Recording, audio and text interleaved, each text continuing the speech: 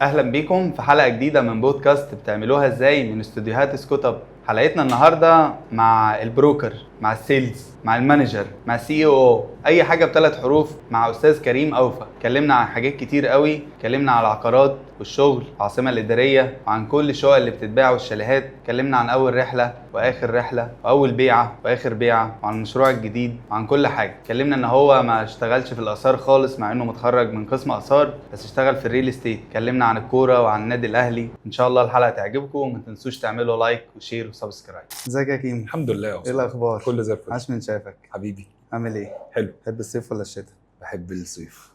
الصيف حلو، بس احنا اللي مش في مراسي. في مراسي. هو حلو في مراسي الصيف بس جميل، بجد. بس احنا اللي ما عندناش القدره ان الصيف يبقى لنا جميل. هو في سقف في مراسي ما دخلش طبعاً. شمس ولا ايه؟ لا مش مدخل شمس، انت وانت قاعد على البحر الصيف في مراسي جنبك العصير بتاعك بينا كولاده بطيخه. احسن ولا الشتاء وانت قاعد ملفوف بالبطانيه والدنيا بتمطر؟ لا دي اراء، بس انا بحب الشتاء. يبقى الصيف حلو، بس احنا اللي مش اغنياء. أيوة هي دي صح. الفكره.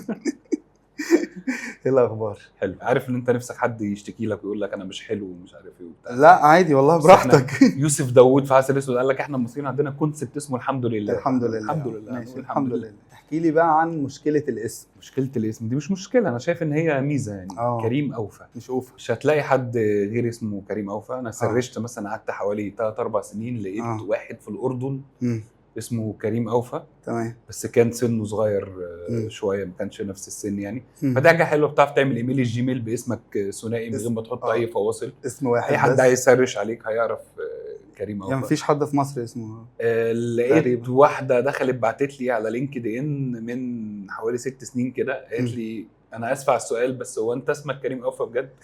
فقلت لها ليه؟ قالت لي انا اسمي كذا اوفا. فانا عايز اعرف الاسم. قلت لها الاسم رباعي عشان ما يبقاش فيه شك ان احنا اخوات او الكلام ده كله. ففي حد في مصر اسمه اوفا، بس لسه ما اتشرفتش بيهم يعني. حلو يعني الاسم هو مختلف. هو الاسم الثالث ايه بقى؟ احمد عادي. احمد يعني اوفا كريم احمد. اوفا احمد عادي. ده جده ده كان دماغه حلوه قوي يعني. ده في اسامي تاني في العيله، بس ما كانش بيعمل مشاكل في المدرسه. ما هو مميز. الميزه ان مديك شهره. لا بيديك شهره. انا بتكلم عن النطق. على النطق ما عمليش انا مشكله، عشان اخويا كان في المدرسه وكان اكبر مني. فكان الاسم اتعرف احمد اوفا، فاتعرف الاسم في المدرسه. فبقيت بالنسبه لهم انا خلاص اتعرفت، مش لسه حد بقى يسال الاسم ده جاي منين. انتوا اخوات كتير ولا؟ لا احنا 3 بس. 3. انا واحمد وفي اختي اصغر مننا. طب ماشي، ربنا يبارك. ربنا يخليك. فاكر ايه عن طفولتك؟ كانت جميله والله. جدا بصراحه. دايما انا الوسطاني، فانت عارف الوسطاني دايما بيبقى هو اشقى واحد. يعني افتكر كان في حد كده عندنا في المنطقه الله يرحمه، كان والدي نزل يسال عليا في المنطقه يعرف. فقال له ابنك ده انت لو ما سيطرتش عليه هيبقى زعيم عصابه. خدت على انا ساعتها. ما اقدرش طبعا ان انا انساها يعني. بس هي كانت طفوله حلوه، الواحد اتعلم منها يعني. ده ابتدائي واعدادي، مش مرفه قوي. وفي نفس الوقت انت خدت الخبرات بتاعه الدنيا، فهي دي اللي تفيدك بعد كده في لما تكبر يعني. عكس بقى انت في ناس مش هتعرف تقاوم الحياه في مصر. انت لو انت مرفه وانت صغير ما اظنش انت. الجيل بتاعنا ده كان عنده ميزه حلوه قوي، ان هو ممكن ينزل يلعب في الشارع. دي حقيقه. عكس الجيل دلوقتي. وخد بالك احنا دلوقتي احنا كاهالي، احنا حتى لما كبرنا خفنا بقى. بالظبط. يعني انت كان وانت صغير سيبني بابا العب في الشارع، انزل العب في الشارع واحط الشبشب عند عمه فلان، الشبشب الازرق في ايدي واطلع اجري في الشارع حافي. لكن دلوقتي مش تعمل كده مع اولادك. انت مش هتنزلهم من الشارع. لا في رعب يعني. بالظبط. احنا برضو الدنيا دلوقتي غير زمان خالص. زمان انت متربيين في منطقه شعبيه، فانت زمان انت كنت تنزل انت مفيش خوف عليك، كل الناس تعرف بعض. بالظبط. دلوقتي انت لو قاعد في ارقى حته في مصر انت مش هتنزل ولادك لوحدهم. لا هتخاف عليهم من الكلاب، هتخاف عليهم من الناس، هتخاف عليهم من الناس اكتر من الكلاب. من الناس والله. لا الخوف من الناس اكتر من خوف من الكلاب. عندك حق والله فعلا. الناس طبعا اللي ضد الحيوانات. لا خلاص، وزاره البيئه طلعت قرار قالت مالناش دعوه بالحيوانات، هي اللي البني ادمين اكتر من الحيوانات. عندك حق. انت عارف وزاره البيئه خلاص طلعت قرار ممنوع قتل الحيوانات، ممنوع التسميم. هم العامل الاول لصد القوارض والحشرات. انت تبص دايما في مثلا كلاب شرسه، في الحاجات دي ليها اختصاصها. الناس هي اللي تقدر تحكم. ان انت تشوف حاجه بلغ عنها، خلي الوزاره هي اللي تاخد بقى القرار. انما اخد اكشن واسم واضرب. لا دي حاجه وحشه خالص كتير قوي. الدراسه بقى كان نفسك تطلع ايه؟ كان نفسي اطلع ايه؟ والله مش عارف، ما فكرتش فيها يعني. انت كل فتره في حياتك بيبقى نفسك تطلع حاجه شكل كويس. يعني نفسي اطلع ضابط، عايز اطلع دكتور، عايز اطلع مهندس. تلاقي الدنيا في الاخر هي اللي بترميك في حتت مختلفه، في الاخر هتشتغل شغلانه غير اللي انت كان نفسك تحلم بيها خالص. ولا اي حاجه. بس ما فيش حاجه من وانت صغير قلت انا نفسي اطلع مهندس، نفسي اطلع كده، نفسي اطلع لاعب كوره؟ لا خالص يعني. خدت شويه طبعا فترات الكوره دي الواحد عدى بيها شويه. لعبت في انديه وانا صغير، وكنت لحد ما كويس شويه في الكوره. تلعب يعني مركز ايه؟ كنت مدافع.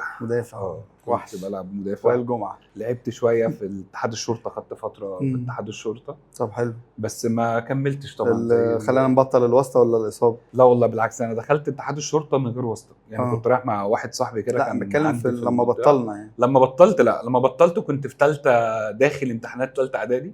كنت بلعب في اتحاد الشرطه في سن اكبر من سني. كويس. وداخل من غير واسطه حرفيا. انا داخل كده وربنا رزقني دخلت. فوالدي قال لي انت داخل ثالثه اعدادي لازم تبطل كوره. طب ازاي ومش عارف ايه؟ قال لي لا اصلا لازم يجيب مجموع عشان ادخل ثانوي. خلصت ثالثه اعدادي وجبت مجموع حلو، كنت جايب 94% في اعدادي. قال لي بقى انت تروح تلعب كوره علشان هتديك درجات في الثانوي. قلت له لا خلاص، هي كانت مره واحده وخلاص، وما اظنش ان انا دخلت الثانوي. دخلت الثانوي. بعد الثانوي بقى خلصت الثانوي، دخلت الجامعه. بعد كده اشتغلنا بدري. انت خريج ايه؟ انا خريج اثار. يا راجل. وايه اللي جابنا للعقارات؟ حاجات بقى كتيره بقى. انت الدنيا اشتغلتش في الاثار خالص ولا خالص ولا شركات سياحه ولا في شركات طيران ولا في اثار ولا في اي حاجه خالص. ماشي هنيجي ما جربتش ان انا اشتغلها خالص يعني. طب كويس. انا عارف ان الكوره خدت فتره كبيره قوي في حياتك. مدرج.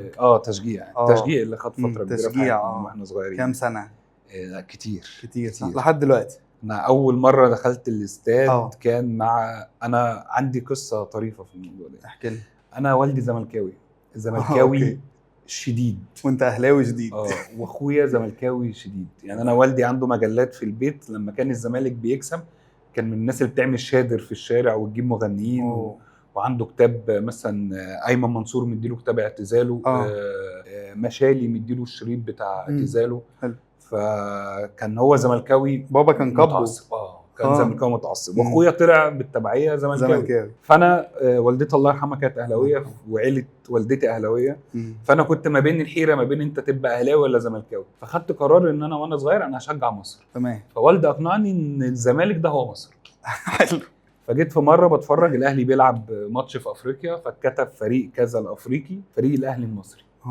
انت بتضحك عليا، الاهلي هو مصر، انا هشجع الاهلي. من يومها بقيت اهلاوي بس في المداري. عشان والدي ما ينفعش يعرف ان انا بالظبط. يعني اخويا لما كان يعوز مني حاجه كان يقول لي هقول لبابا ان انت اهلاوي. لما اجي اتفرج مثلا على ماتش، كان في حد كده عندنا رحمه الله عليه يعني عم محمود، ده كان نجار. كنت انزل اقعد اتفرج معاه على الماتش تحت. محمود ده هو الاستاد بتاعي. هو دي اللي جوه التلفزيون. وعارف مثلا ان بابا معدي فانا بستخبى تحت البنك عشان ما يشوفنيش وان انا بتفرج على ماتش الاهلي وهو معدي. تمام. لحد ما خلاص كبرنا شويه، خلاص بقى واستسلم من امر الواقع ان انا اهلاوي مش هعرف اتغير. وكان اول واحد دخلني الاستاد كان ابن خالتي. كان بس دخلت ماتش مصر. اول ماتش دخلته في حياتي كان يوم عيد ميلادي. كان ماتش مصر والسنغال. الجون بتاع اليماني لما رفعها الميدو وحطها باليد. ده كان اول ماتش اخشه. بعد كده بقى خدت رحله كبيره. تعرف ان في جيل ما يعرفش اليماني اصلا. في جيل يعرفوا ميدو. لا يعرفوا ميدو. في ناس ما تعرفش ميدو. لا الميدو عشان بيظهر دلوقتي. انما محمد اليماني ده كان محدش يعرفه. كان نجم من نجوم مصر. يعني انا شايف ان هو كان انا فاكر ان هو احترف فتره. احترف عمل حادثه. اللي انا عارفه ان هو عمل حادثه وهي اللي خلته يبطل كوره. بس كان نجم كبير. محدش ينسى الصبغه اللي كان عاملها. ايوه اللون البني ده ولا الاسود. تامر هجرس بتاعنا زمان ده ما كانش حد بيعملها كتير دي يعني. ايوه. فخدنا لنا حبه بقى في تشجيع الاهلي. الواحد عاش ايام جميله بصراحه. اول مره في الثالثه شمال مش فاكرها عشان اكون صادق. مش فاكر اول مره من كتر ما انت دخلت الاستاد بجد مش فاكر. بس يعني الحمد لله احنا لفينا ورا الاهلي كل حته. شفت بيقول لك لفينا بلاد كانت بعيده ورا الاهلي حرفيا. انا رحت سافرت تونس ورا الاهلي في 2013. رحت السعوديه، رحت الامارات. جوه مصر تقريبا ما فيش استاد في مصر ما راحش. بس خلاص انت كبرت فبتيجي الفتره بقى خلاص مش قادر اشجع 90 دقيقه. مش قادر اشجع 90 دقيقه بجد. وخلاص انت كبرت على التنطيط. اول ما بتتجوز وبتخلف في حاجه في حياتك كده الارم كده بينور احمر ان كل الحاجات اللي انت كنت بتعملها ممكن تؤدي الى اي كارثه. حاول توقفها دلوقتي عشان خلاص. هو ده دي من بدايات تغيير الجواز فيك. ده الارم. اول ما تتجوز وتبدا تخلف الارم الاحمر بينور ان انت خلاص. خديجه شبهك؟ جدا. بتشجع الاهلي. خدتها بقى ماتشات ايه؟ الاستاد اول ماتش دخلته كان ماتش الاهلي وانبي على ما اتذكر، او الاهلي وحرس الحدود. كسبنا طيب ولا ايه؟ طب الحمد لله كسبنا، وهي بقت اهلاويه بتستنى المطوشه وبتحب تيجي معايا الاستاد عشان ما حصلهاش تروما، فدي حاجه كويسه يعني. طيب الكوره خدت فتره في حياتك والكليه وكده، الشعر بقى ما طولناش فيه. حاولنا ان احنا نجتهد على قد ما طب ما كان حلو. حسينا ان هو مش عارف، ما حسيتش يعني شايف ان هو يبقى هوايه ما يبقاش طريق ان انت تاخده في حياتك يبقى هو الطريق. كنا بنروح حفلات ونقول والناس بتتبسط وتسقف. ما هو زمان كان غير دلوقتي. زمان ساقية الصاوي كانت جميله. كان في حاجات كتيره الواحد ممكن يقدر يتعلم منها ويقدر يشوفها، لكن دلوقتي مفيش، الزمن اتغير. يعني ما تقدرش تقول شفت اخر اغنيه لعمرو دياب. والله الواحد مش عايز يعلق عن موضوع عمرو دياب ده، بس تحس ان في حد ماسك على عمرو دياب زل. يعني انت اللي وداك السكه دي ايه؟ مصطفى حدوته صوره بيقول لك كاتب له كده يا عم عشان بيطلع يشتم في الناس برضه. ما بيحبش حد. رضا البحراوي ما بيحبش حد ينتقده، بس يعني عمرو دياب في حد. طب عم رضا البحراوي قال ايه؟ رضا البحراوي ده رضا ربنا، رضا اهلك، رضا البحراوي. دول اهم 3 حاجات في الدنيا. لا ربنا واهلك والاهلي ورضا البحراوي. رضا البحراوي اهم ان هو يرضى عليك قبل الاهلي بجد. لا رضا بيقول ايه كل ما نقول رضا البحراوي قال ايه؟ بتقول ايه؟ رضا البحراوي قال حاجات كتير قوي. زي ايه؟ قال حاجات كلها المفروض تدرس، يعني المفروض يبقى في كتاب كده اسمه روائع رضا البحراوي. مش فاكر حاجه. قال ايه رضا البحراوي؟ قال حاجه كتير، مفيش حاجه جايه في دماغي والله. لا هو بيقول الايه اللي مش عارف ايه، احنا عمهم ولا مش عارف ايه. لا قال لك بيت العويل لو ذهب ايوه ما يجيبش غير اندال. فتخيل انت لو بيت العويل ده ذهب اصلا هيجيب اندال. ايوه انت حتى طب ما يكتب لعمرو دياب يا عم ونخلص القصه دي. يعني يا ريت والله. رضا البحراوي بجد لازم يتدرس يعني. رضا البحراوي تقريبا انتوا لما بتيجوا تعملوا اي حفله رضا البحراوي رقم 1. في ايفنت موجود جوه السوق العقاري جايبين رضا تعالى بيبعتوا لي انفيتيشن اللي هو تعالى احنا جايبين رضا البحراوي. بتلف وراه زي الاهل كده. لا يعني في شركه ما كنت شغال فيها، جينا عملنا ايفنت جوه الشركه. جابوا رضا البحراوي. انت متخيل ان رضا البحراوي بيغني لك جوه الشركه؟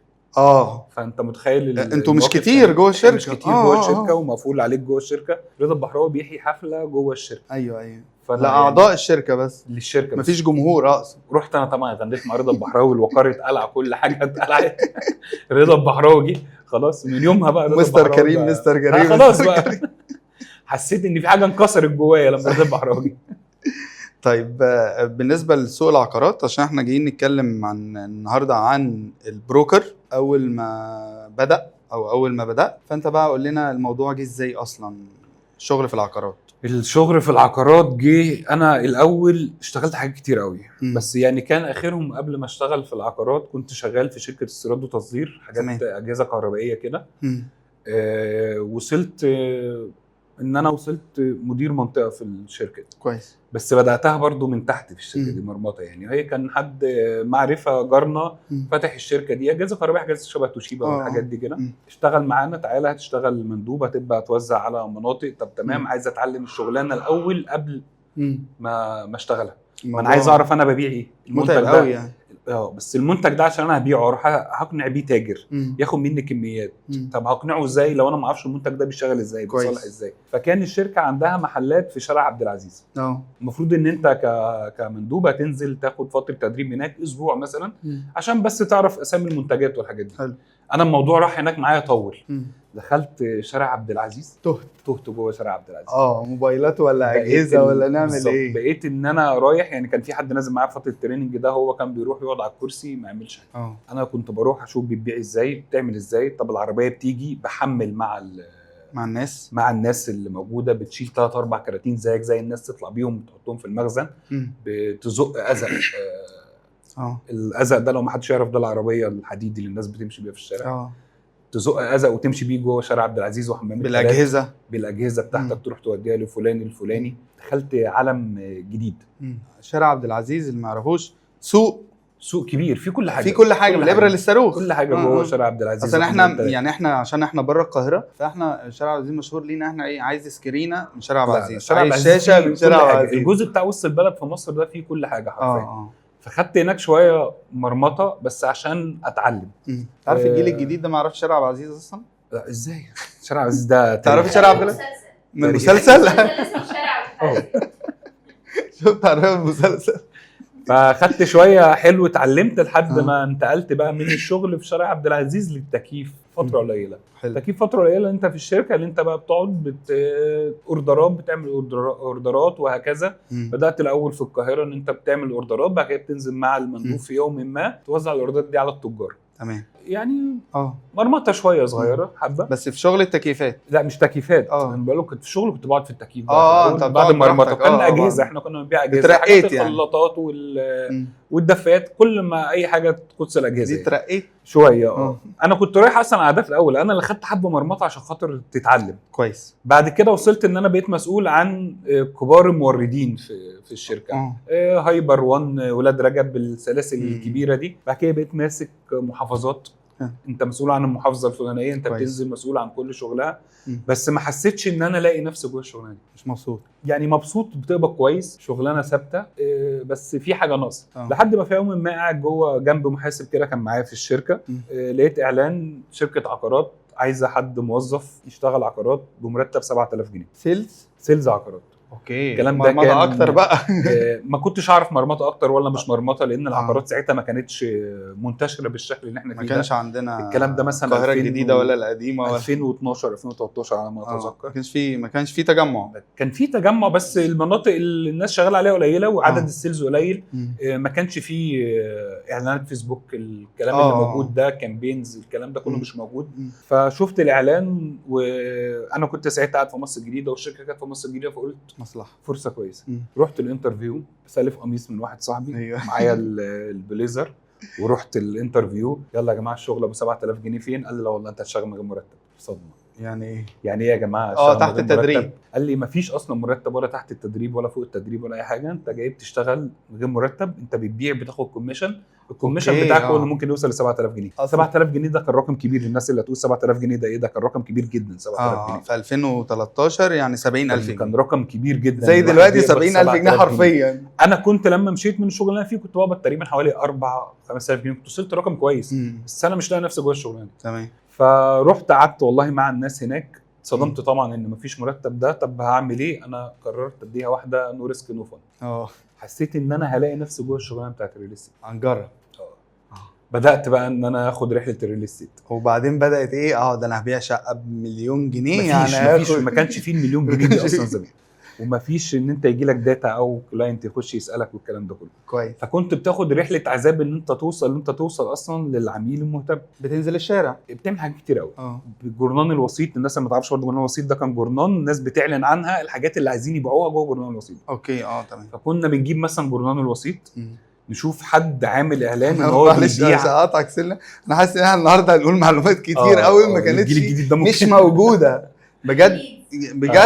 ممكن الناس ما تبقاش، مفيش الكلام ده مش موجود. تقول لك فون كول 2013 ما كانش فيه موبايل، كان بزراير، ما كانش حرفيا. كان الراجل الغني هو اللي معاه موبايل، والدقيقه كانت بنشحن ب 50 جنيه عشان ناخد 3 دقايق. كان الموضوع كان صعب. فكنت بتجيب جورنال الوسيط ده تشوف واحد مثلا بيبيع عربيه BMW، بيبيع عربيه مرسيدس، وحاطط ان هو بيبيع عربيته. الاعلان مثلا نزل يوم واحد في الشهر، فانت بتستنى 7 ايام وتكلم نفس الرقم ده مع فلوس. هل انت بعت العربيه؟ فلو باع العربيه فهو حاليا معاه فلوس. فانت بتخوض رحله ان انت تقنع واحد هيغير عربيته بشقه بان هو ياخد شقه. اوكي. فالناس اللي بتقول لك ان الرغبه ما بتتخليش او النيد ما بيتخليش، لا النيد بيتخلق. انت كسيلز عقارات كسيلز تقدر تخلق النيد عند العميل. كويس. انا معايا فلوس، بس الفلوس دي هجيب بيها ايه؟ انت اللي تعرف تقنعني ان انا هجيب بيها ايه. هاو بقى. هي دي بقى الهاو دي بقى، هي دي رحله تعلم ورحله عذاب. حلوه وفي نفس الوقت فيها مطبات كتير. اوكي. بس هتعمل ايه عشان تعرف تبقى بياع شاطر؟ هتفضل قاعد في التكييف زي السيلز بتوع دلوقتي اغلبهم، اللي زي مثلا بتقول لك فين الفون كول والكلام ده كله، ولا هتسعى ان انت بجد تعرف تجيب العميل وانت مش هسال شات جي بي تي؟ مفيش شات جي بي تي، مفيش GPS، مفيش اي حاجه.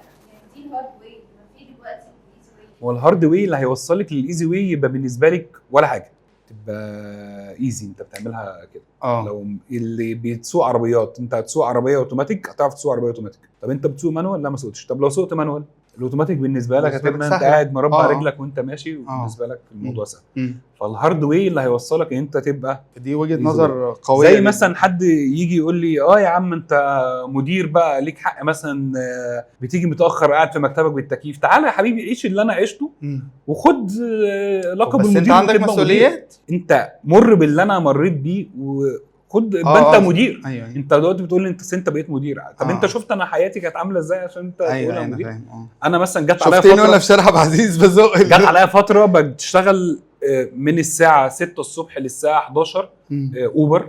بشتغل من 12 ل 8 في شركه العقارات اللي انا بدات فيها. أوكي. اللي انا وصلت ان انا ابقى الثاني واحد تحت صاحب الشركه. اوكي. بشتغل من الساعه 8 للساعه 4 الفجر في بلاي ستيشن. وبنام بوصل البيت بعد 4 بوصل ل 4 ونص. بشتغل بنام من 4 ونص لحد 6 عشان ابدا تاني نفس الرحله. اوبر عقارات عشان في الاخر اجيب 5-6,000 جنيه يعيشوني بالظبط. كل ده كنت بتلم فيه فعلا 5-6,000 جنيه عشان تعيشهم. فانت قبل ما تقول لي انت بقيت مدير عملت ايه انا عشان ابقى مدير؟ ايوه صح. اول شقه بعناها او اول كوميشن ما انساهاش. اكيد كانت شفت انت لما بترمي حد في البحر وتقول له عوم؟ حصل معايا كده حرفيا. كويس. صاحب الشركه قال لي انت هتروح مع العميل ده راس صدر. راس صدر. قلت له ايه راس صدري؟ بجد ايه راس صدري؟ انا ما اعرفش ان في حته في مصر اسمها راس صدر. لسه صغير. قال لي راس صدر هتروحها دي منطقه بعد السويس. هتروح راس صدر. طب هعمل ايه؟ النفق يا جدع. هعمل ايه هناك؟ انا هتابعك وهقول لك هتعمل وهتمشي ازاي هتركب مع العميل عربيته.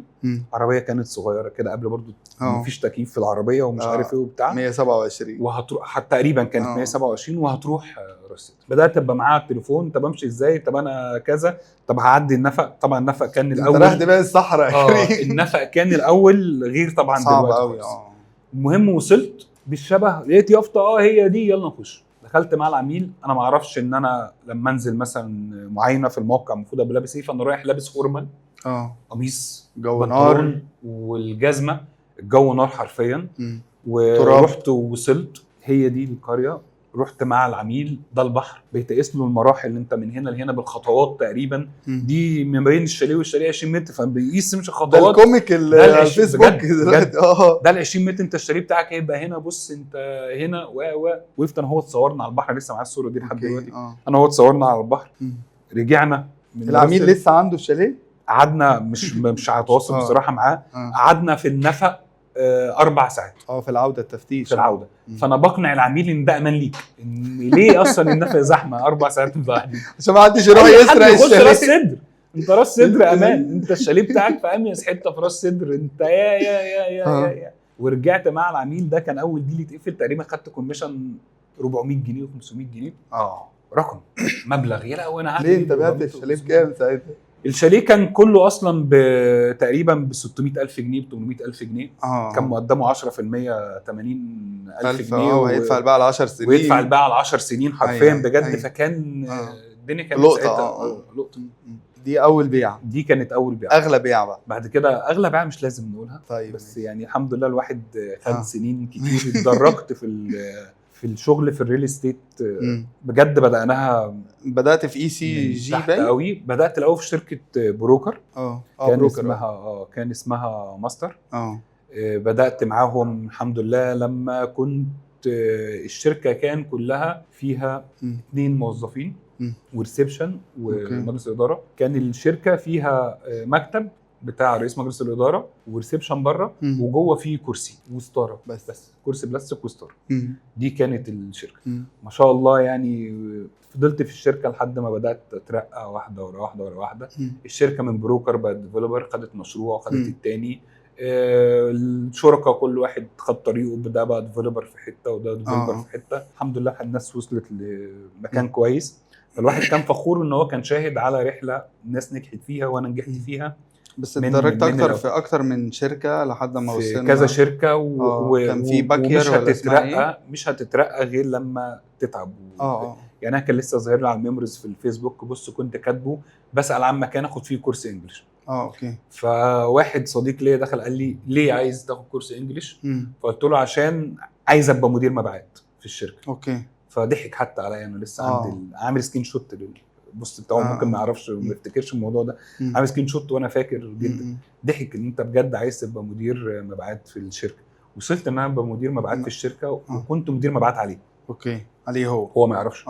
مدير مبيعات عليه جوه الشركه، والحمد لله ربنا كرمني دلوقتي. واللي بيتعب بيلاقي. لازم تتعب عشان فعلا تلاقي. بتدربوا البروكر الجداد؟ دلوقتي انا في شركه ديفلوبر، مش في بروكر. شركه ديفلوبر احنا بتبني، وفي شركات البروكر هي اللي بتبيع معانا، بس انا مسؤول. ده الفرق. بالظبط. انت بروكر، انت في ريفلكت شغلته بالظبط. انا دلوقتي في ريفلكت. البروكر شغلته ان هو بيسوق المشاريع بتاعه الديفلوبر.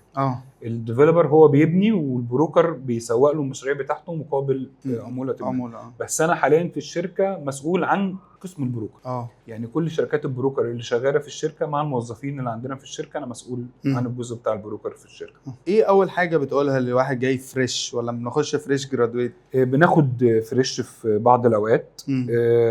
لازم يحب الشغل، لازم يتعلم، لازم يعرف ان هو هيتعب. يعني انا مع الاجازات، مع ان انت تدور على شغل حلو، بس انت مش هتوصل لو انت داخل انا بدور على شغل اجازه يومين، اشتغل 6 ساعات وساعتين راحه. طب هتعلم انت. ايوه صح. يعني انت هيجي لك وقت هتوصل للجزء ده، بس ما ينفعش في بدايه حياتك. ما ينفعش انت شاب 16 17 سنه جاي عايز تدور على اليومين الاجازه والسالري الفلاني والسالري الثابت وساعتين راحه في اليوم. طب انت الوقت انت هتعلم فيه امتى؟ اتعب الاول سنه، اتعب سنتين، هتوصل ان انت تاخد الوقت الراحه بتاعك وتاخد الكلام ده كله. مشكله الجينيريشن ده او الجيل ده ايه؟ ان احنا ظهرت مصطلح الشغلانات السهله، تيك توكر، بعض الشغلانات التانية، الفريلانس، فاهم؟ مع انهم كل ده مش سهل. الناس كل ده مش سهل اصلا. مفيش شغلانه سهله. بس انت هتوجه مجهودك فين. انت لو حابب الشغلانه اللي انت فيها هتوجه مجهودك فيها. هتنجح. زي مثلا ناس يعني انا لما يجي مثلا سيلز عندي مثلا او في اي شركه يقول لي انا همشي. طب هتمشي ليه؟ هروح مكان تاني. حلو. ما عنديش مشكله يمشي. انا من النوع اللي ما بمسكش في حد. صح. يعني نادرا ناس تعدى على ايدي اللي ممكن اكون مسكت فيه.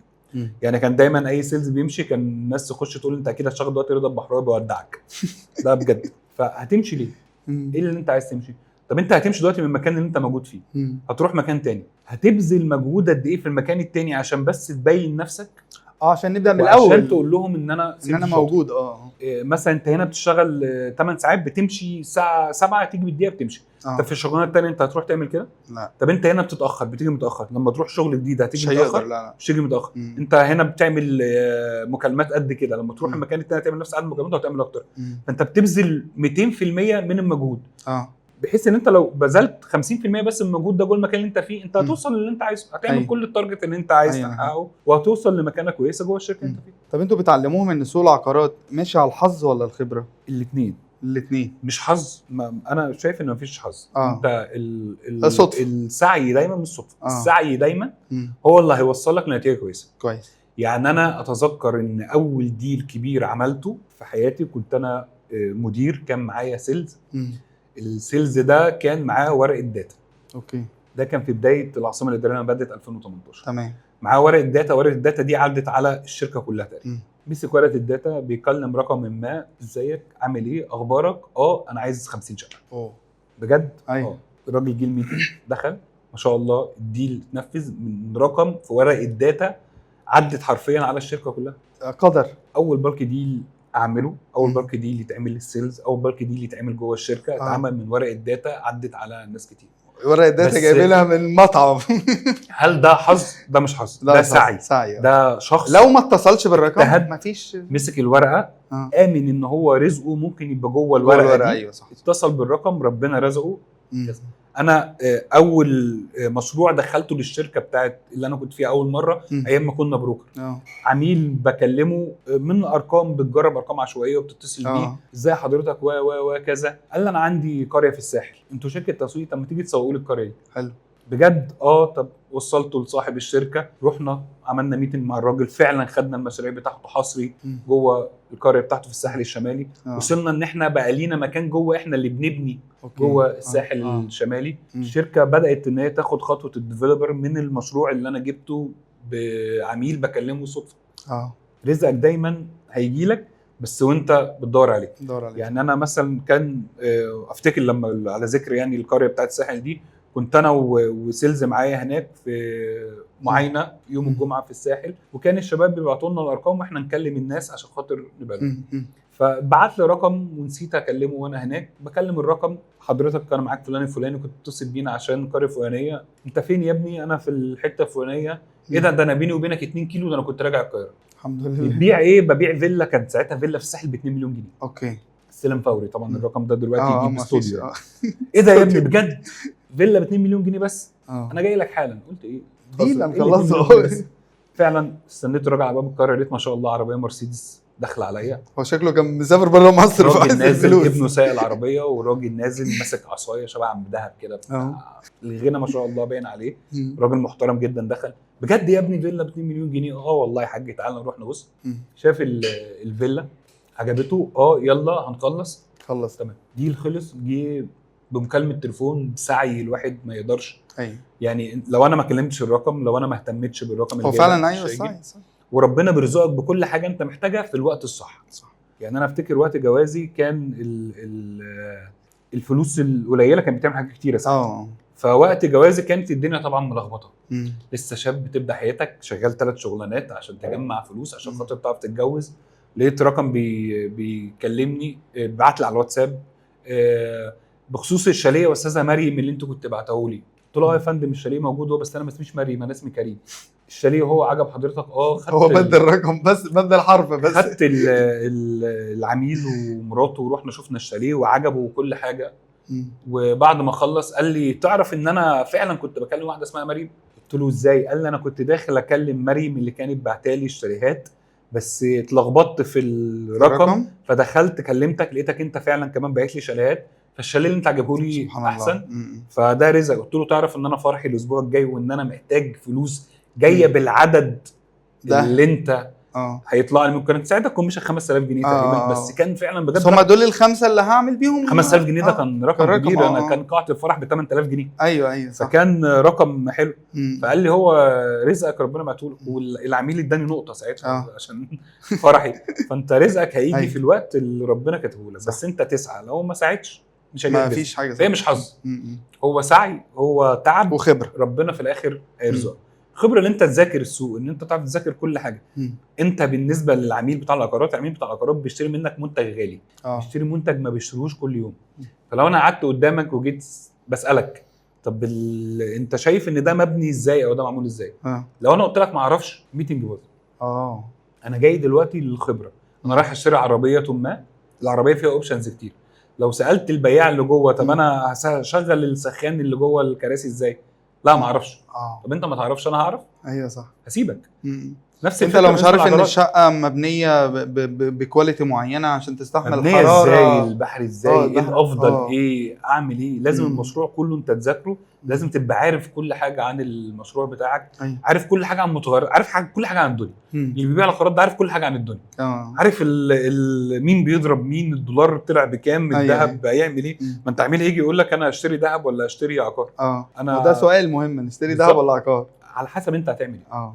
على حسب الفلوس. انت بالظبط انت مشتري العقار عشان ايه؟ انا طبيعي ان انا اقول لك اشتري العقار. بس هتشتريه عشان ايه؟ ايوه. هل انا بشتري العقار عشان انا محتاج ان انا هسكن فيه، هيبقى ده هتجوز هنقل هعمل ولا هاجر، يبقى ده هحطه في عقار. طب انا الفلوس اللي معايا انا عايز ان انا احطها في حاجه، بس انا محتاج فلوسي في خلال وزن سنه. لا ما تحطهاش في عقار، حطها في ذهب عشان تعرف تسيل فلوسك بسرعه. انما انا لو عايز اسيب الشقه دي لابني لما يكبر خده عقار. معايا فلوس زياده بعد ما اشتريت الذهب وعايز احط فلوسي في حاجه على الاستثمار على المدى البعيد، حطها في عقار. في بعض العقارات استثمارها بيبقى قليل بس مش كله. يعني ما ينفعش حاجه اقول انا لسه هستلم كمان 4 5 6 سنين اجي اشتري دلوقتي وتيجي تقول لي بعد 6 شهور انا عايز ابيع واكسب. مش هتكسب. ايوه لا مش هتكسب. انا كعميل هروح اشتري من الشركه، ايه اللي يخليني اجي اشتري منه؟ أيوة لكن لو الحاجه دي خلاص طلعت وظهرت وبقت موجوده دلوقتي والسعر في الشركه بقى تريبل اللي انت شاري بيه، لا هاجي اشتري منك. هكسب. فهي العقارات استثمار بس على اللونج تيرم، بورصه مش بورصه. العقار الملاذ الامن الوحيد في العالم، مش في مصر بس. مفيش عقار انت بتشتريه وبيرخص. ايوه ممكن ما يغلاش بس مش هيحافظ على قيمته. هو انت اشتريت العقار ده ب1,000,000 جنيه، العقار ده هيفضل ب1,000,000 جنيه، هيعلى ل2 3 مليون جنيه، بس مش هيبقى ب900,000. ايوه صح. مش عمره ما هيبقى ب 900. بس هيبقى ب 900 لو انا اشتريته النهارده عايز ابيعه بكره. لو انت هتخسر، لو انت هتخسر. أيوة. لو المعروض بنفس السعر هو موجود في السوق زي ما هو، فساعتها انت ممكن تخسر، بس انت اللي بتخسر نفسك، مش العقار اللي بيخسر. انا اللي مزنوق، فانا اللي ببيع، فانا اللي بخسر، لكن العقار ثابت مش هيخسر. عندي سؤال هيودينا للقسمين، امتى البروكر بقى بنت، وهل البنات بقوا شاطرين قوي ولا لا؟ البروكر بقى بنت والله مش عارف هم قلنا امتى. لا، في بنات جدا شاطرين، في بجد في بنات في المجال العقاري شاطرين، في ناس واصلين لرؤساء قطاع عقاري، اصحاب شركات. اصحاب شركات. المشكله مش في البنات او في الولاد. كل ده هتلاقي فيه مميزاته وده هتلاقي فيه عيوبه. المشكله ان دلوقتي بقت شغلانه العقارات بقت الايزي واي لاي حد عايز يشتغل. انا اروح اشتغل عقارات وهعمل ملايين، انا هركب المرسيدس في خلال سنه. ده ممكن يحصل، ممكن يحصل، ممكن ما يحصلش طبعا خالص ولا بعد 5. ربنا ممكن يرزقك زي ما قلنا على قد ساعه. ايوه، سيلز فريش يبقى داخل تخبط معاه. ايوه، 50 شقه في مكالمه. هتعمل ايه انت بقى بالفلوس اللي هتجيلك؟ هو ده الفكره. طب انا دلوقتي دخلت من اول شهر، بعت، ربنا رزقني ببالك ديل، مسكت فلوس كويسه. هل انا شاطر؟ انا لسه مش شاطر. انا ما اقدرش ان انا اخد الفلوس اللي انا خدتها دي واروح اعمل سجل وافتح شركه وابقى اسمي سي او. لا، ايوه، سي او. انت مش شاطر. انت امتى هتترقى؟ امتى هبقى شاطر؟ امتى هتبقى مدير؟ على حسب كل بوزيشن، على حسب متطلباته ايه. يعني انتوا بتقولوا على البروكر الشاطر ان هو لو باع 10 شقق ولا مالوش علاقه؟ مالوش علاقه. انت مجهودك بتعمله ازاي وانت جوه الميتنج عامل ازاي. انا اول ترقيه ترقيتها ما كنتش ببيع. يعني انا كنت جوه الشركه اول ترقيه ترقيها مش عشان ببيع، امال عشان انا كان ما ببيعش. ما عنديش القدره ان انا اتصل بعثمان واقول له يا عثمان تعالى اشتري، فعثمان يجي لي ميتنج. لا، انا عدد الميتنج بتاعه قليل. بس لو قعدت مع عثمان على التيبل، عثمان اشترى اللي انا عايز اقوله له، عثمان هيشتري. فبقى الشباب في الشركه بيتصلوا يجيبوا العميل وانت اقعد معاه، العميل يشتري. بس هم مش عارفين يبيعوا له، هم عارفين يجيبوا الشركه. طب كويس، بس مش عارفين يبيعوا له. طب ما ده حلو. انا مش عارف اجيبه الشركه. بس لو دخل الشركه او خدته ورحت بيه الموقع اشترى. بس تقريبا ده ما كانش بيحصل زمان. اللي بيجيب العميل هو اللي كان بيقعد معاه على التيبل. هو زمان انا لما كنت موجود اللي كان بيجيب العميل ما كانش بيعرف يقفله. فكان كريم بعد اذنك ممكن تيجي تقعد مع العميل، فكريم طلع قاعد مع العميل، العميل اشترى. كريم معلش العميل ده عايز يروح يشوف المشروع الفلاني، فكريم بياخد العميل يروح يوريه المشروع الفلاني، يشتري معاه ويرجع يمضي العقد بتاعه كل حاجه. فكان كريم هو اللي عارف يقفل الديل. اول ترقيه جات لي مش عشان انا ببيع بارقام. انا ما ببيعش بارقام. كان في ناس في الشركه بتبيع بارقام، بس كريم مبيعاته قليله. بس كريم اللي بيعرف يبيع، كريم اللي بيعرف يليد، كريم اللي بيعرف يخلي ده يشتغل، يخلي ده يعمل. فانا اترقيت مش عشان مبيعات. فدلوقتي السيلز بيجي باع برقم ما، انا عايز ابقى مدير. طب انت هتعرف تبقى مدير؟ هتعرف تليد؟ مش شرط ان انت بياع شاطر ان انت هتبقى مدير شاطر. تعرف تبيع، بس ممكن ما تعرفش ان انت تدير نفوس. تدير الناس دي حاجه ربنا يحاسبك عليها. ايوه صح. هتكره ده في عيشته ولا هتعمل ايه؟ مشي ده من الشركه ده هيمشي من الشركه ولا ده هيعمل ايه؟ سببك. طب ده ممكن شايفك ظالم. طب انت شايف ان انت ظالم ده؟ يعني انا حاجه الحمد لله افتخر بيها واتمنى ان انا اكون صح. انا الناس اللي بتكرهني جوه مجال العقارات وهم بالملايين دلوقتي، انا اظن ان هم يتعدوا عليك. كويس. الناس اللي ممكن تفتكر لي حاجه وحشه جوه مجال العقارات يتعدوا عليك. هنشوف يعني الحمد لله. اتمنى ان انا اكون بجد يعني دي حاجه اتمنى بجد ان انا اكون حاسبها صح، او ان انا اكون يا رب يا رب دي حاجه كده. طب هل عشان انت ناجح اعدائك يبقى كتير؟ لا، مش شرط. لا مش شرط. انت ممكن تبقى فاشل اعدائك كتير عشان انت فاشل. انت مش شاطر. طب في ناس بتحقد على الناس الشاطره. في ناس بتحقد على الناس الشاطره. في ناس بتكره الاهلي عشان هو الاهلي بس. بالظبط. لكن مش شرط ان انت ناس كتير بتكرهك ان انت ناجح. لا، انت ممكن تبقى انت مكرههم في حياتهم، انت وحش. طب انت التيم بتاعك هيفتكرك بايه بعد ما انت تمشي من الشركه؟ هو ده اللي هيفرق معاك. ان الناس فاكراك بالخير، ولا الناس اول ما بتيجي سيرتك يا عم ده كان مكفرنا في حياتنا. لو هم 10 شغالين معاك، 9 منهم فاكرين لك الخير ويتمنوا يشتغلوا معاك تاني، وواحد هو اللي فاكر لك حاجات وحشه، يبقى انت كده ناجح. انت عارف دي انا عندي تعليق عليها واحد بس. انا مره قلت عن نفسي، ويا رب يا رب افضل كده برضو، ان الناس اللي شغاله معايا في الشغل لما بتروح بيوتها بتفتكرني بالخير. انت فاهم؟ يعني انا شغال مع جروب وناس كتير، ولاد وبنات وصغيرين وكبار. لما بيروح طبعا دي بتحكي لمامتها، وده بيحكي لاخوه، وده بيحكي لابوه عن الشغل ومشاكل الشغل وقرف الشغل. فالحمد لله لحد دلوقتي اما بروحوا اصلا بيقولوا ايه اصلا ده كويس ده مش عارف ايه ده هو ده اللي باقي لك. انت هو ده بيقول لك يعني اما تيجي الأثر هو اللي مامة بيبقى. الولد او مامة البنت تسلم عليا فانا قلت ايه يبقى هي ذكرتني بالخير صح، قدامها صح. انما لو ذكرتني بالشر خلاص مش هتيجي لا، انت هتلعب. سيرتك هي اللي هتفضل لك، خصوصا في المجالات اللي العلاقات فيها كتير. يعني انت مجال زي المجال العقارات، انت دلوقتي السوق كتاب مفتوح. الاول كان عثمان شغال في الشركه الفلانيه، فعشان اعرف اوصل لصاحب الشركه اسال على عثمان، ده كان موضوع. دلوقتي الموضوع سهل. فانت لو جيت قلت لي انا جامد قوي، انا بطير في الجو، انا مفيش مني اتنين، انا سهل بمكالمه تليفون اعرف هنسال بالظبط هل انت شاطر، هل انت علاقتك ايه بزمايلك، هل انت فعلا مدير تقدر تدير الحاجات دي كلها وتقدر تدير الناس ولا لا. فبقت سهله سمعتك لو ما حافظتش عليها جوه مجال كبير زي المجال العقاري مش هتعرف تتدرب. في ناس كتير وصلت لاماكن كتير واماكن حلوه، وانا السي او وانا السي سي او وانا كذا وانا اي حاجه من 3 حروف حرفيا اي حاجه من 3 حروف بتتنقل في شركه كل شهرين 3 في شركه. دي مش حاجه حلوه. صح. انت بتلاقي حد مثلا جاي لك بيديك السي في بتاعه وهو في 5 سنين راح 20 شركه. طب انت قدرت تقعد في كل ولا في الشركه بالظبط. انت كل 6 شهور موجود جوه الشركه. انا اول شركه قعدت فيها قعدت 5 سنين، تاني شركه قعدت 3 سنين، اقل شركه قعدت فيها قعدت سنه ومشيت من الشركه علشان خلصنا المشروع. اوكي. مش مشيت من الشركه عشان في حاجه. فبتقعد قد ايه الناس هتسال عليك، الناس هتعرف انت فعلا انت شاطر انت مش شاطر. وما تستعجلش على الترقيه زي ما قلنا ان انت عايز تبقى انا هبقى سي سي او انا هبقى كذا. ايوه اصلا البوزيشن الكبير مشاكله اكبر وصعب ان انت تشتغل. ايوه يعني صعب ان انت تلاقي فرصه في مكان لو انت البوزيشن بتاعك عالي.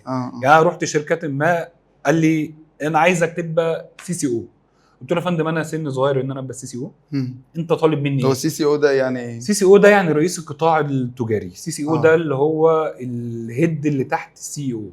يعني ده سي او تاني ده واحد تاني الراجل التاني في الشركه. ده مسؤول عن كل اقسام الشركه، كل اقسام يا الشركه، على المسؤوليه، ماركتنج، مبيعات، حسابات، كل حاجه مسؤول عن كل حاجه. فرحت طب انت حضرتك عندك ايه عشان عايزنا ابقى سي سي او؟ قال لي لا والله ده انا عندي كذا، ما عنديش ماركتنج، عندي حسابات. مش سهله ان انا ابقى سي سي او. انا يا فندم راجل مدير مطلوب مني ايه هعمله. اصل انا اللي كان قبلك كان كذا. قلت له انت طالب مني ان انا اعمل الحاجه ولا طالب مني ان انا ابقى مسمى؟ انا مش عايز ارقي نفسي على الفاضي. مش حابب ان انا اقول على نفسي انا سي سي او. همشي من عند حضرتك واروح اشتغل فين؟ هنيجي بعد 3 شهور نتحاسب على الكلام. وهروح اشتغل فين لما اجي اروح شركه فعلا كبيره واقول لهم انا سي سي او. طب انت مؤهلاتك ايه انك تبقى سي سي او؟ طب انت تعرف تعمل كذا؟ انا اعرف اعمل كل اللي السي سي او ممكن يعمله بالخبره بالممارسه بالشغل، بس مش هدي نفسي تايتل كبير اندم عليه بعد كده. انا مش يعني هعلي نفسي في التايتل. طب وبعدين انزل بسرعه الصاروخ. لو مشيت من الشركه اللي انا فيها طب عشان اروح شركه تاني ادور بقى انت كم شركه عايزه سي سي او. السي سي او ده هو واحد جوه الشركه. طب التايتل اللي تحتيه 2 3 جوه الشركه. طب سيلز مانجر بقوا 5 6. طب السيلز بقوا 20 30. ففرصتك هتبدا تقل. انا المطلوب مني ان انا اعمل ايه؟ هعمل لك اللي انت عايزه مني على اكمل وجه. انا فاهمك. قصه التايتل دي سيبها ليا، انا عارف امتى هبقى محتاج التايتل ده وامتى هطلع للتايتل ده. عندكم مشروع في العبور لسه عندنا مشاريع في العبور. احنا الشركه بقى لها 2 سنين جوه مدينه العبور. بس مجلس اداره الشركه بقى لهم سنين في التطوير العقاري. الشركه دلوقتي عندها 8 مشاريع بتطلق المشروع التاسع بتاعها. عندنا مشاريع استلام فوري في العبور، مشاريع استلام 6 شهور، مشاريع استلام سنه. المشروع اللي احنا بنعمله دلوقتي مشروع مميز، مشروع سكني كبير 28 فدان. بنفخر ان هو اول مشروع سكني ترفيهي جوه مدينه العبور. مقدمين مزايا وخدمات جوه مدينه العبور مش موجوده في حتت كتير. كان لسه الحفله بتاعه المشروع من ايام، يعني كان فيها السوبر ستار صوت مصر انغام هي اللي قاعدة الحفله. فمشروع مميز، اسعاره تنافسيه جدا. الصوت على 7 سنين ده قليل جوه مدينه العبور. فمشروع فرصه يعني اعلان ببلاش للناس اللي عايز تيجي تشتري شقق كلموني مش هتندموا. طب ايه الاماكن الواعده تاني في مصر غير العبور؟ مصر بيئه خصبه جدا. يعني ايه المشاريع اللي وانت جاي في الطريق بتقول هنبني هنا بص دلوقتي بقى كل مكان في مصر بقى مميز. يعني شفت احنا لما جينا هنا انت قلت لي المنطقه دي كانت منطقه جديده بتتباع بجنيه و2 جنيه زمان ما كانش حد بيسكن فيها. دلوقتي انت مش عارف تمشي من الزحمه. انت من هنا لحد نور نص ساعه او 40 دقيقه، وبعد نور العاصمه الاداريه بعدهم الرحاب نور والشروق، اول ما اتطرحت ما كانش حد ممكن يتخيل ان هو يروح يشتري او السمارت سيتي في مصر. بالظبط. العاصمه الاداريه لما بدات انا يعني الحمد لله الواحد يفخر ان هو كان من اوائل الناس اللي اشتغلوا على العاصمه الاداريه. انا بدات رحله العاصمه الاداريه دي من 11 2017. كويس. يعني انا افتكر ان احنا اول ما خدنا المشروع ده انا كان فرحي يوم السبت. طبعا بوجه التحيه لمراتي جدا يعني استحملت كتير قوي قوي كتير بجد كتير وديها مراسي يا عم كتير جدا فعلا يعني ربنا يخليها ليا. استحملت كتير هي وبنتك يا رب فعلا من خلال يعني القعده اللي احنا قعدنا دي. طبعا هي ضغط عليا ان انا اقول بس انا فعلا بقول من قلبي مش تحت تهديد السلاح ولا حاجه. افتكر ان احنا اول مشروع خدناه ده كان فرحي كان يوم السبت. اوكي. انا حاضر الفرح وانا سيلز في شركه بروكر. الدنيا عادي خالص مرتبك في المينيمم منه مفيش اي حاجه خالص. يوم السبت كان الفرح. يوم الثلاث لقيت صاحب الشركه بيكلمني يلا انزل احنا هناخد مشروع في العاصمه الاداريه. طب بس ينفع اقعد حتى لحد يوم الجمعه اكمل بس الاسبوع؟ قال لي اخرك السبت الجاي تبقى عندي. ماشي. فانا اتجوزت اسبوع نزلت. ايه هنعمل ايه؟ العاصمه الاداريه طرح فيها اراضي احنا شايفين ان احنا دي فرصه كويسه ان احنا نبقى من اوائل الناس اللي تنزل تبقى جوه العاصمه الاداريه. بعد نظر حلو قوي من صاحب الشركه. طب نشوف ايه الخطوات. بدانا في الخطوات كانت الاول ان احنا ناخد مشروع حصري من جهه ما جوه العاصمه الاداريه. لا احنا هندفع مقدم وهننزل نبقى جوه العاصمه الاداريه. هنشتري قطعه ارض جوه العاصمه الاداريه. كان بقى عدد المطورين اللي كان جوه العاصمه الاداريه كانوا 6 مطورين تقريبا. دلوقتي 600. دلوقتي 6 كل اسبوع تلاقي في 6 مطورين نازلين. كنا 6 مطورين جوه العاصمه الاداريه. حرفيا احنا كنا بنستكشف العاصمه الاداريه. احنا كنا بننزل نلف جوه العاصمه الاداريه. انت نازل صحراء. كنا بنعرف حاجات ممكن ناس شغاله جوه الجهاز بتاع العاصمه الاداريه ما يعرفوهاش. ايوه. بننزل نلف على انت عايز تشوف ابعادها من هنا لفين ومن هنا عايز اشوفها. وتخيل انت بقى بتبيع لحد بتقول له تعالى اشتري في العاصمه الاداريه. شفت الاعلان بتاع التجمع زمان ده بجد؟ ايوه. تعالى يا فندم اشتري شقه جوه العاصمه الاداريه. بكام بقى سعر المتر اول ما بدأنا في العاصمه الاداريه؟ كان 5555 جنيه.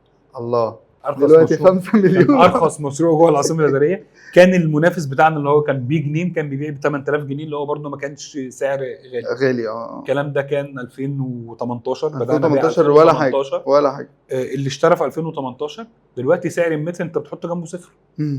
5000 دي بقت 50. طب اللي اشترى في ب 50 في يعني ب 50 اللي اشترى بقى من معاك من وآمن بالفكره بتاعه العاصمه الاداريه زمان وخلص الفلوس. طب هل العاصمه الاداريه استثمار كان ناجح؟ واحنا كنا ساعتها يعني بنناهد او بنفهم الناس ان يا جماعه العاصمه الاداريه استثمار دوله مرتبط بالدوله. العاصمه الاداريه حصل فيها ميزه حلوه جدا ان الخدمات راحت العاصمه الاداريه بعد كده الناس. بعد كده الناس مش العكس. انت دايما كان السكان هم اللي بيعمروا المنطقه. تنزل المنطقه الفلانيه ناس سكنت فيها فهعمل لك هنا مول عشان يخدم على الناس اللي موجوده. العاصمه الاداريه كانت العكس. العاصمه الاداريه الوزارات هناك، السفارات هناك، المولات هناك، كل حاجه انت محتاجها موجوده. تعال انت تسكن. شبكه الطرق اللي اتعملت اللي توديك للعاصمه الاداريه واللي توديك دي حاليا لكل حته في مصر هي اللي سهلت المكان ده. الساحل الشمالي كان ايه من 6-7 سنين؟ الساحل الشمالي ايه دلوقتي؟ بس انت كنت بتروح الساحل الشمالي في قد ايه؟ بتعدي من على طريق واحد هو اللي بيوديك. السخنه دلوقتي انت ممكن مدينه السويس الجديده تشرب قهوه. انتوا بتوع القاهره اللي مغليينها علينا. تشرب قهوه شايفين ان هي غاليه جدا. تشرب قهوه في السخنه وترجع. ايوه. انت متخيل تشرب قهوه في السخنه؟ القاهره عندنا متقسمه. خدت بالك يا عاشور؟ بيشربوا قهوه في السخنه ويرجعوا معانا ما بنروحش. متقسمه الجنبين. الجنب بتاع زايد واكتوبر دي محافظه ثانيه. ايوه محافظه ثانيه. الجنب بتاع الشروق مدينه التجمع. خلي بالك زايد واكتوبر للسخنه قريب جدا لان طريق القطاميه تقريبا فخلاص انت في زايد واكتوبر ملوش علاقه بالسخنه. زايد واكتوبر اقرب للساحل.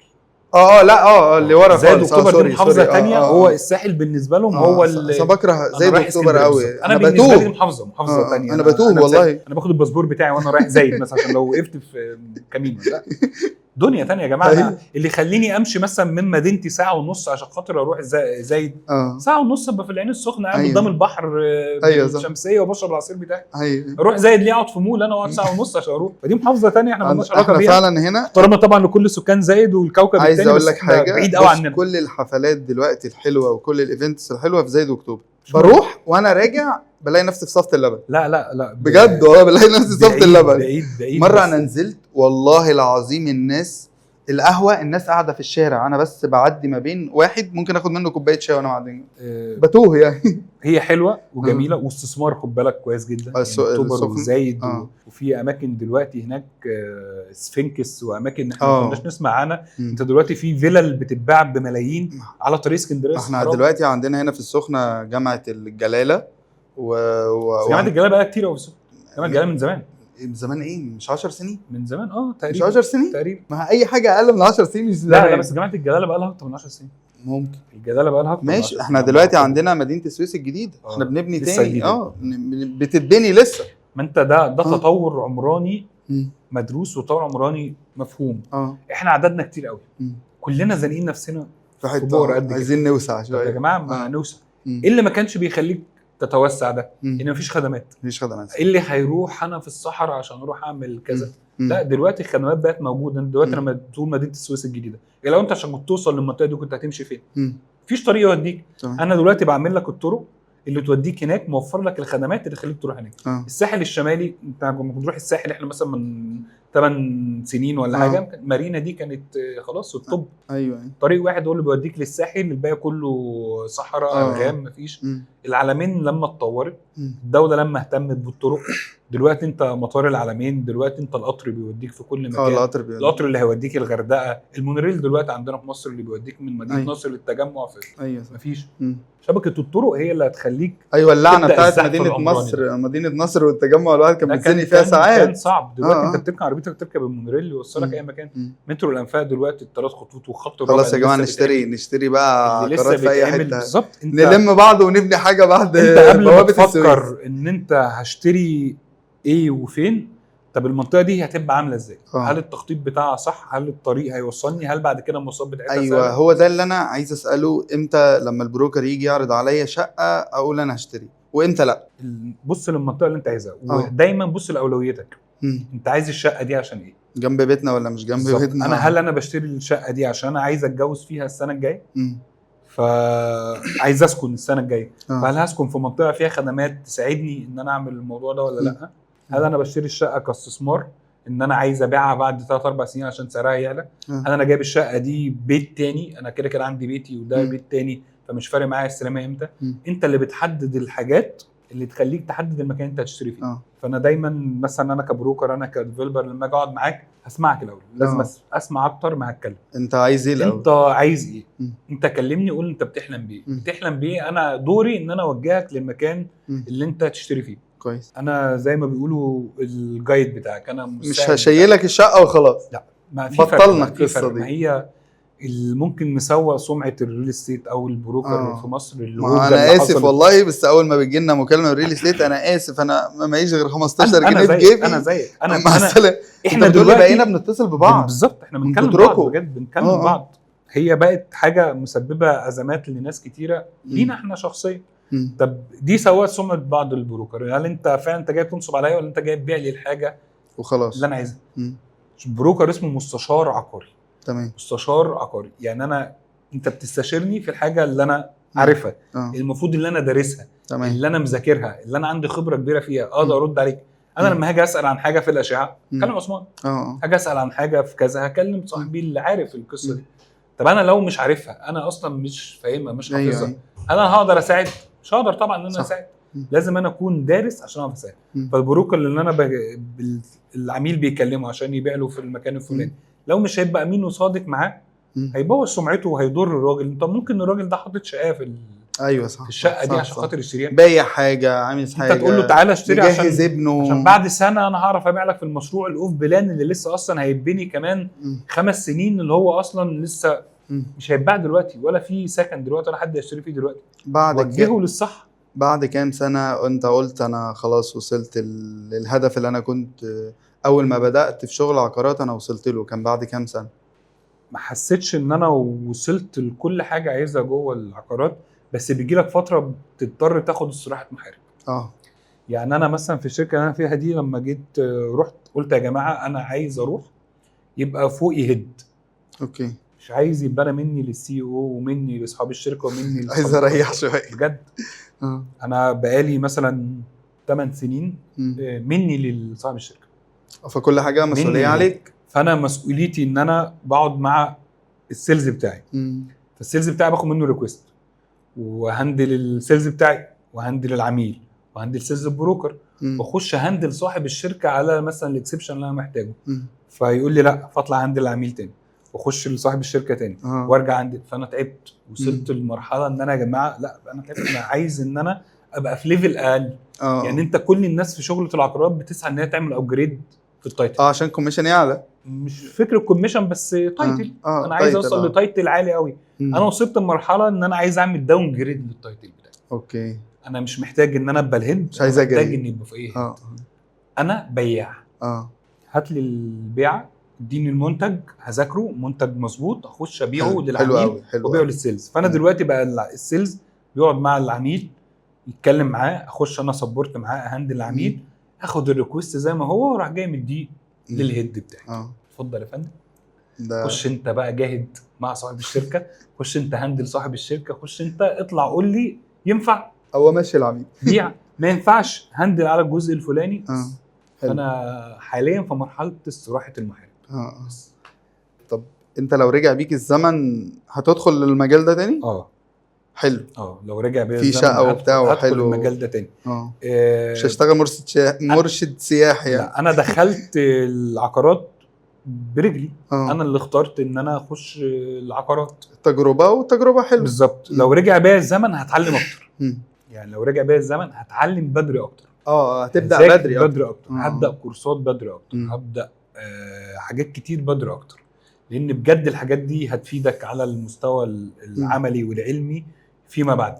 هتوصل، احنا عندنا ما شاء الله ناس دلوقتي في الريل استيت دكاتره، ناس معاهم دكتوراه في مجالات مختلفه جوه الريل استيت. كويس. دي حاجه بتساعدك. في ناس ما ممكن تتريق عليهم، انت دكتور مش عارف ايه الدكتور فلان. لا، دي حاجه حلوه. حاجه حلوه ان انا واحد دارس، حاجه حلوه ان انا واحد معايا درجه علميه ما جوه المجال الريل استيت. لو راجع بيا الزمن اخش ريل استيت، بس هذاكر اكتر من بدري. بس استراحه المحارب احنا خدناها بعد اما يكون انت خلاص الامان المادي موجود، ولا الامان الوظيفي موجود؟ لا. ولا ايه؟ ما عملتوش هنا. مش بعد الاستقرار المالي. الاستقرار المالي جوه الريل استيت متقلب. اوكي. ويمكن انا من الناس شفت اللي بيقول لك بعزقوا الفلوس. انا المثل الحي على فكره بعزقه الفلوس. معلش بقى، تعبك لازم نتدلع بجد. يعني انا يمكن انت عشت بظروف زي ما بقول لك، الواحد تعب بجد عشان خاطر يوصل للي هو فيه، ويوصل ان هو يبقى معاه فلوس. فلما بقى معايا فلوس، انا عملت كل حاجه انا كنت مش عارف اعملها. عملت كل حاجه انا كنت محروم منها. يلا هنجيب التكييف بقى في البيت، واجيب الفلان، انا متجوز معاك مراوح مفيش تكييف ده. لا، هجيب تكييف هنا، هسافر لو اروح المكان اللي انا عايزه. يعني افتكر ان انا بجد كنت مثلا زمان نروح سيتي ستارز. انا بجد ممكن يجي عليا يوم اخش سيتي ستارز اشتري من غير ما ابص على السعر. وصلت لكده. كويس. وكان خطوه انا بعملها بفرحه طفل صغير. ان انا بجد انا داخل اشتري من غير ما ابص على التيكت. انا اشتريت ايفون يعني عشان انا جامد عايز من ايفون. وانا صغير انا كان نفسي يبقى عندي شنطه اديداس ظهر سودا. اوكي.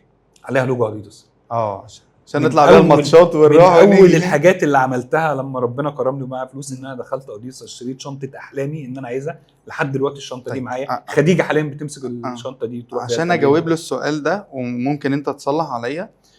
احنا بنوصل في وقت معين في استقرار مادي، استقرار معنوي، انت اتجوزت، بيتك عايش كويس، عندك اوكي رصيد يعيشك شهرين 3، لان احنا الجيل ده ما عندوش الرصيد اللي هو ملايين محطوطة في البنك هنشيلها، ما عندناش كده، مش هنوصل للمرحلة دي. مستقر شوية، بس في وقت معين تقول انا تعبت بالظبط، عايز اريح. انا وصلت مرحلة انا زي ريح. هو الراجل شغال من يوم الراجل كريم تقريبا عنده 36 سنة او 37 سنة بيشتغل من وهو عنده 18 سنة. يعني هو شغال بقاله 20 سنة من قبل 18 سنة 20 سنة. فانت بتيجي في مرحلة معينة، يمكن انت الفرق بيننا في الجيل مش كبير قوي او للناس، بس بتيجي في مرحلة معينة بتقول يعني ايه، انا وصلت وعارف اللعبه بتتلعب ازاي او عارف بجيب الفلوس ازاي، فمحتاج اريح شويه. انا هو لو ما بقاش تاني واحد في الشركه هياخد 1000، بس لو بقى رقم 3 هياخد 800، فهو مضحي بال200 دول. بالظبط. انت فهمت القصه؟ عشان يريح نفسه. انا وصلت للضغط والستريس، انت بقيت تجز على اسنانك وانت نايم. اوكي. الموضوع مرهق يعني بجد. شغلانه العقارات على قد ما هي اي شغل مجزيه بس مرهقه نفسيا بطريقه. وانت بتقابل جميع انواع الناس، من العملاء، من ناس، من كل حاجه. فانت بجد الموضوع بالنسبه لك بقى مرهق. انت بجد محتاج ان انت ترتاح. ايوه، تاخد راحه كده، خلاص الاسترس يهدى شويه. انت في نفس الضغط وفي نفس الاسترس بس اهدى شويه. كل ما هتنزل ليفل كل ما الدنيا هتبقى بالنسبه لك احسن. مش هتنزل الليفل ان انت تبقى وصلت لمرحله كويسه في شغلانتك فانا عايز ارجع سيلز. لا، انت برضو لسه في التوب فوق، في التوب مانجمنت فوق، بس اقل شويه. الاسترس المفروض ان هو يهدى عليك حبه. من الاخر كده انا مش عايز اعمل شركه عشان انا مش قادر استحمل ضغط ان انا ابقى صاحب شركه. شفت انت دلوقتي انت وصلت الصيت ولا الغنى؟ احنا الحمد لله خط الصيت. اسمك بقى كويس وعملت كل حاجه حرفيا. كل حاجه جوه مجال الريل استيت انت عملتها كويس. معارض جوه مصر، معارض بره مصر، اختلطت بكل الناس، عرفت كل الناس. انت دلوقتي في مرحله الغنى. الغنى انا عايز اعمل فلوس وبشغلي بتاعي بجهدي، بس ما بقاش في ضغط. مش عايز كريم بقى سي او في شركه كذا المالتي ناشونال وما بيقبضش. كريم بقى مش عارف، مش فكره ما بيقبضش، هتقبض وكل حاجه بس الضغط بقى عليك كبير. زي ما انت قلت انا هقبض هنا 1000 هقبض هنا 800، انا راضي بال800 بس ابقى في ضغط اقل. مسكنا فلوس كتير الحمد لله. اشتغلتوا مشاريع بره مصر؟ لا، بنسوق لمشاريع بره مصر. شفت مره صور مع حد بتشرح له بتاع السعوديه او الامارات. في الامارات كان اول معرض طلعته كان في ابو ظبي. كان معارض بتسوقوا لشغل جوه مصر. بتسوق لشغل جوه مصر بره مصر. اوكي. فدي حلو. خطوه كويسه جدا. بتختلط بقى بالناس اللي بره. يعني تجربه اصلا بالنسبه برضو لشاب زي منفصل بقى ان انت بتلاقي افصال وبتلاقي كل حاجه. بس تجربه حلوه ان انت بتطلع بره مصر، تبدا ان انت تسافر، ان انت تعرض شغلك بره، ان انت تتصور مع حاكم اماره العين وحاكم اماره الشارقه. بتوصل لمستوى تاني. يعني انا افتكر الصوره اللي انت ممكن شفتها دي كانت مع حاكم اماره الشارقه. كان يوم جمعه، فاكر جدا المعرض ده كان يوم جمعه. كتبت انا حتى ساعتها بوست، كان احنا اول قريه كان كل يوم جمعه كنا نروح نبيع في الساحل الشمالي في قريه عايده مع عايدة. الحاج فلان مش لازم نقول اسمه.